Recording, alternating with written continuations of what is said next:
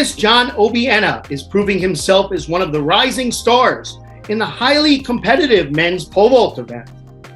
The 25-year-old Obiena, who is from the Philippines, truly established himself on the world stage, vaulting to a hard-earned gold medal at the Naples 2019 Summer Universiade.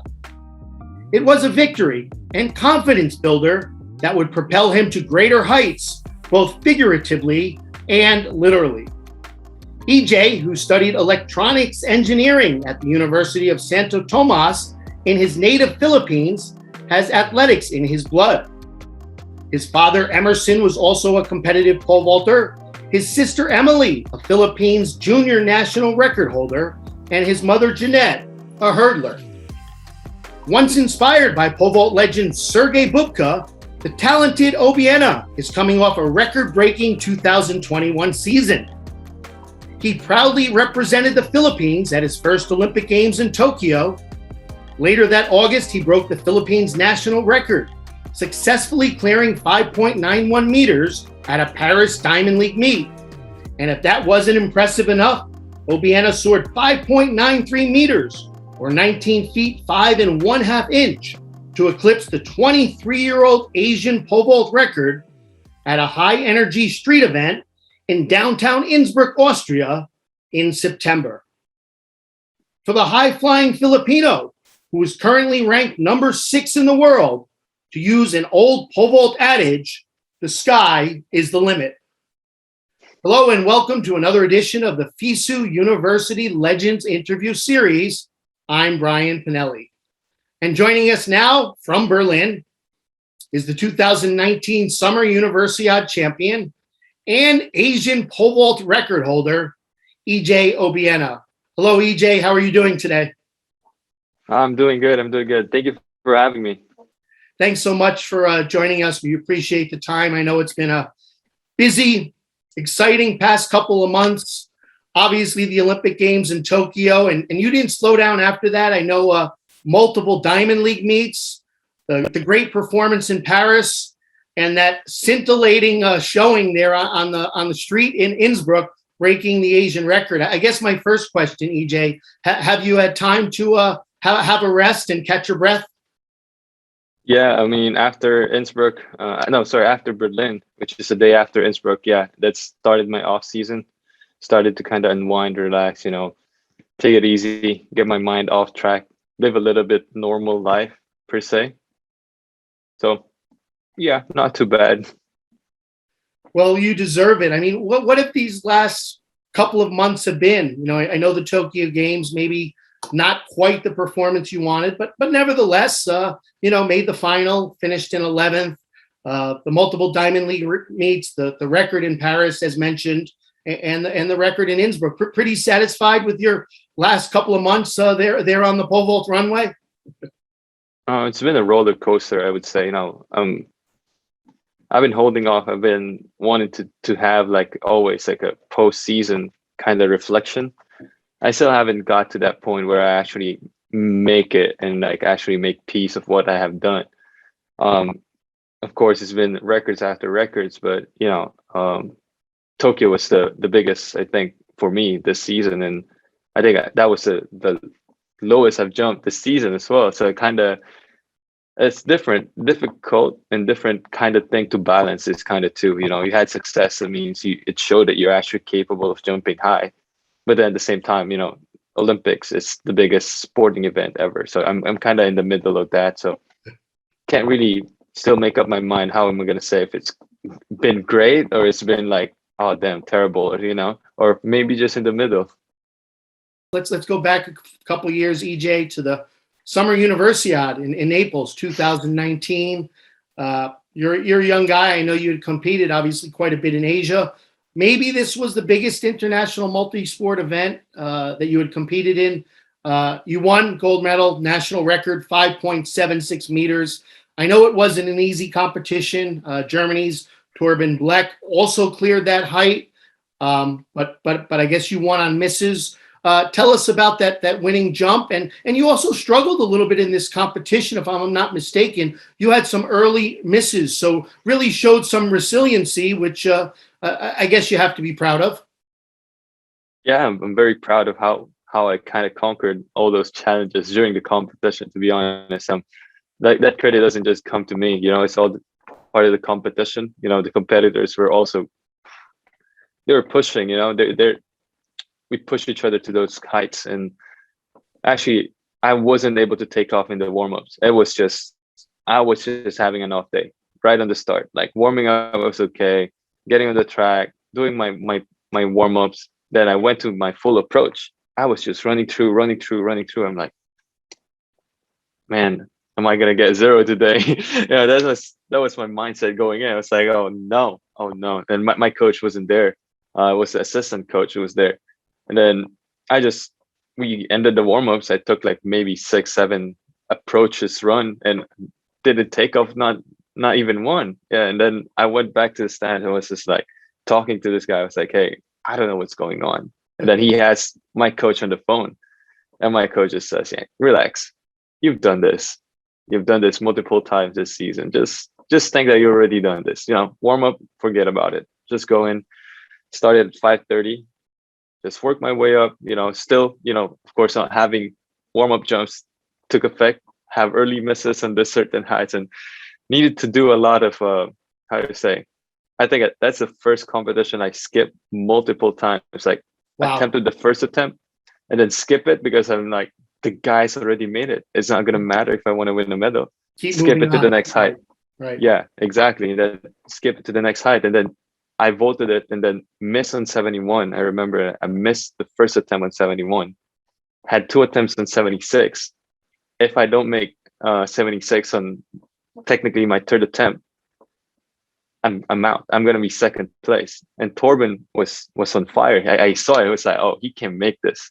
Yeah. So I was just last attempt on the line. It's just like, okay, just give it all you got. Last jump of the day. If it will be the last jump of the day, just give it. Run through the runway. Can't actually hear myself thinking. I just hear the crowd clapping and everything. The moment I soared over that, I knew that I was gonna. I'm on the lead finally. I've never been in that competition leading. So at that moment, I knew I was like, okay, now I'm putting the pressure. And then Torben makes it on his third attempt. I was just like, damn, I thought I was done. We have another 3 attempts. Then raise the bar. Yeah, but it was like a long competition. We're both exhausted at 81.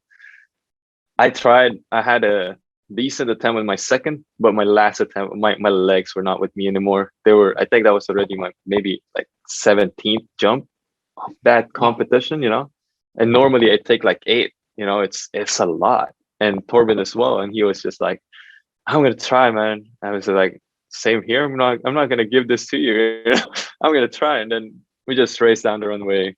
But both of us like really just had terrible attempts on 81.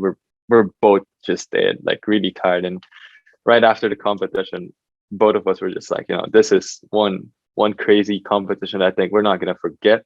And just the memories of it. And yeah, it was just, every time we meet, we joke about like, yeah, let's bring that energy back, like the Napoli competition. Let's bring it back to every competition we go. Yeah, I mean, I made a good friend after that competition. Torben, now like I keep calling him, like I meet him here in Germany sometimes, That's well done. It's amazing. Yeah, exactly.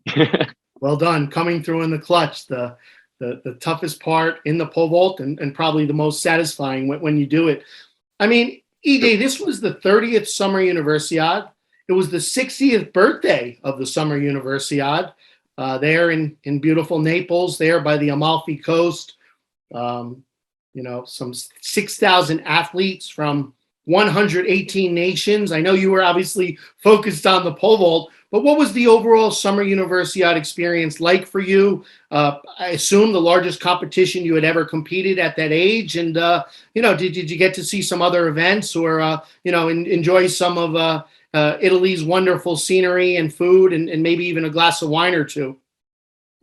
The good thing is Naples is actually just like an hour away from where I'm based at. So for me, I actually drove there. And then I was rooming with a good friend of mine back in the Philippines. And yeah, we met a couple of people. We met a couple of Brazilians, which I actually knew as well because of the event. the only thing I would probably say that I hope was changed was like we're staying in two boats. If you, I don't know if you know, you guys know that that was our accommodation, which is, you know, sick. Yeah. But the guys from that boat cannot go to the other boat, and the other boat can't go to the other side. So you know, it was nice. I met a bunch of Canadian people, Swedish. So I was hoping to meet some of my friends from China and the other guys, but they're on the other boat with the Italians. Yeah, but you know, having pizza after the competition was nice. And right after the pole vault competition, I went out with the all the pole vaulting guys. We just went out, walk around Naples. I think we got back to the, yeah, quite late. I'm not sure what time we got back. It was late. I won't It ask was, you. Don't worry. you know, yeah, it was one heck of an experience. Really, it's probably the next thing to Olympics. You know, you never seen that much sport, that much people in one place competing at such a high level. And yeah, really, really thankful that I was able to do that and have that memory in my head and, you know, enjoyed that moment. Excellent. We're glad to hear that it was a defining moment and obviously a memorable one in your career. And at the time, EJ, you were finishing up studies, if I'm not mistaken, at Santo Tomas University in your native Philippines, which I understand is one of the largest universities in Asia. You were studying electronic engineering. Tell me a little bit about studies and I guess juggling, the books or digital books these days and the pole vault. I assume that was a pretty good challenge. I just had this talk, I think 2 days ago. I said, you know, they were asking, was it something that I learned in this high level sport to manage my time? I said, not really. I think the hardest thing to do is, you know, mixing up sports and sports and academics. This is very challenging. Just managing those two and trying to, you know, get the best grades that you can, while at the same time train as hard as you can. You know, it's difficult thinking, oh, should I study late at night today, or should I take this sleep and recover? You know, those kind of things you need to deal with every single day. And I think that's how I kind of learned it, and that's how I'm able to manage my time pretty well. And I believe in this stage of my life because of what I've learned as a student athlete.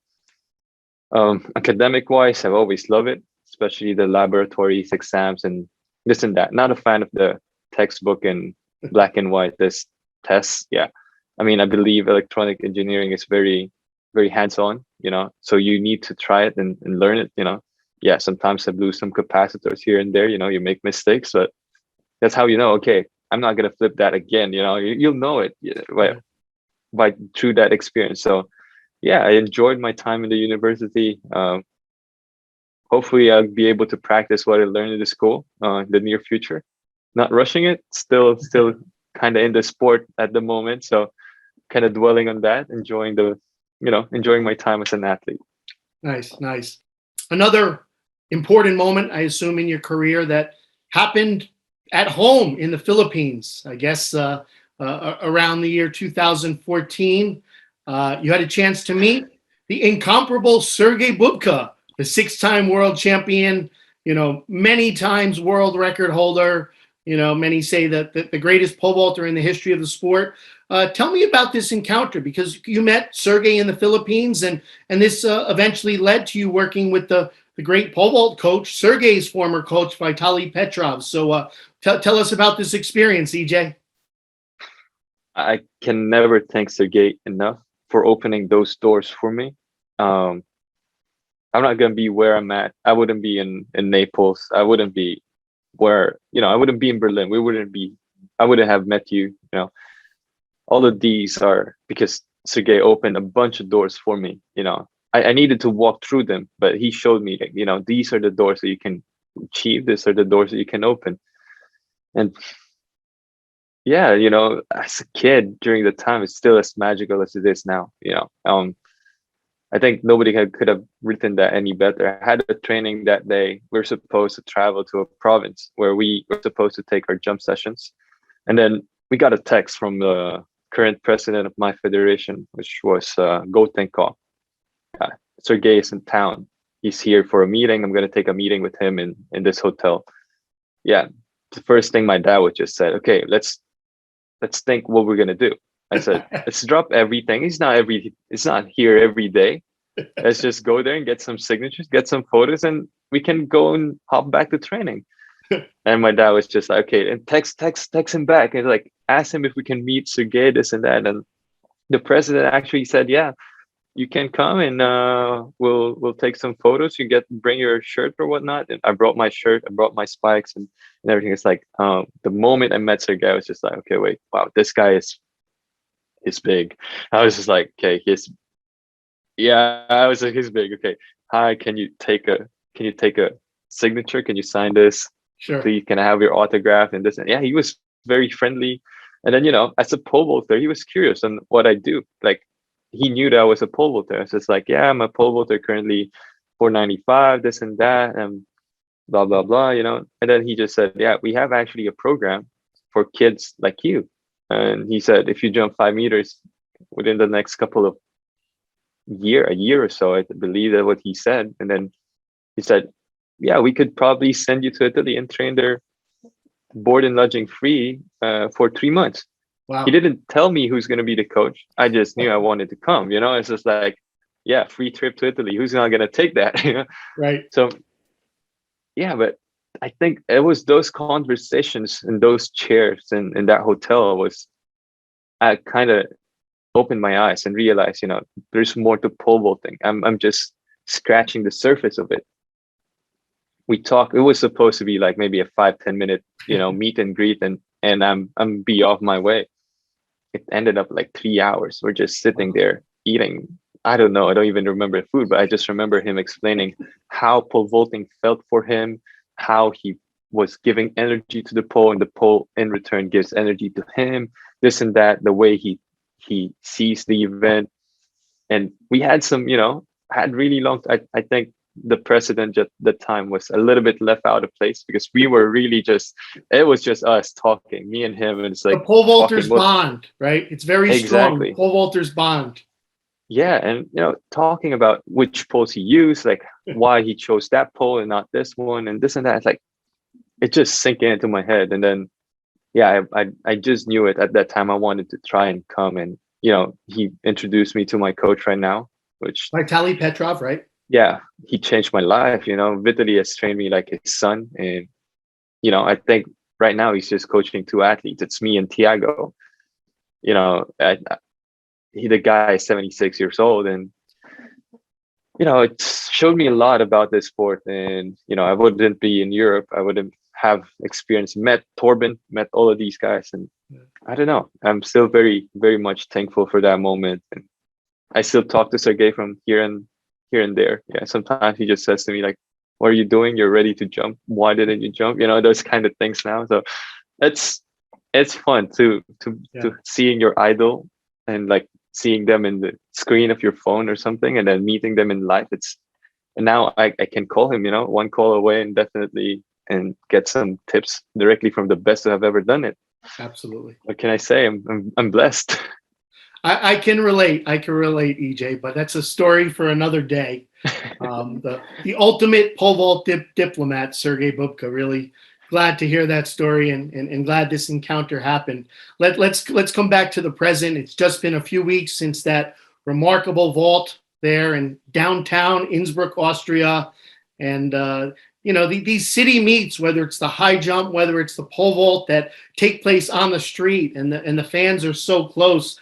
I assume the energy was amazing, but tell us about breaking this 23-year-old mark. I believe goes back to 1998. This Kazakh pole vaulter. Had this been on your radar? And what was this meet like? Not a traditional meet, but there on the streets of downtown Innsbruck. I mean, I think let me start off first with the meet itself. It was something I always enjoyed. Just having the fans, as I said, in Tokyo, I miss having the crowd there. Just gives you a little bit of extra kick, like your adrenaline just kind of step up a little bit more. It's different because the crowd was just really with me, and it helps so much that all the competitors as well were staying there. They're clapping and everything. It's just you feel that vibe, and like even now speaking about it, I'm having goosebumps. It's a different sensation that I think it's difficult to kind of recreate. you kind of actually forget that this is actually a competition as well. You feel like you just want to jump. And I think that's very crucial. And for me, at least, and as an athlete, to have that kind of energy going into competition. About the marks, this year I didn't really set that. I said, okay, I want that. I want that Asian record. I want to be the best I've ever done it, at least in Asia for the moment. I wanted that, but it wasn't the main goal. The main goal was Tokyo. And then it was the next in line. It was something that, okay, if I go to Tokyo and I want to win a medal, I would surpass this mark anyhow. Didn't happen in Tokyo.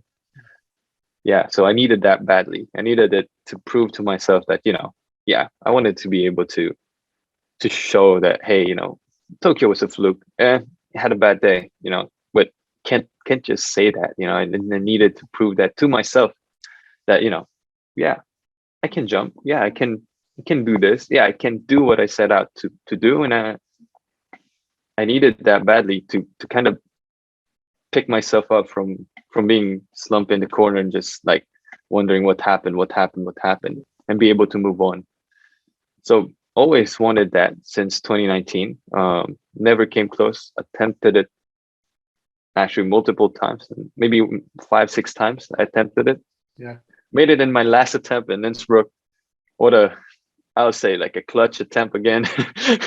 Made my heart just beat so fast and just made it everything a little bit sweeter. My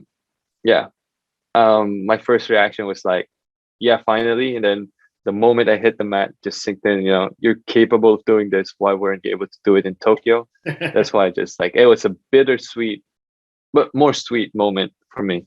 EJ, thanks a lot for taking the time today. Appreciate everything. It was really nice to reminisce about your experience there at the 2019 Summer Universiade in Italy. And of course, all the best in the coming seasons. Continue to make the Philippines and your pole vault colleagues proud. Thank you so much, and thank you for having me. All right. Get some rest, and we'll see you back on the runway sooner than later, EJ. Definitely.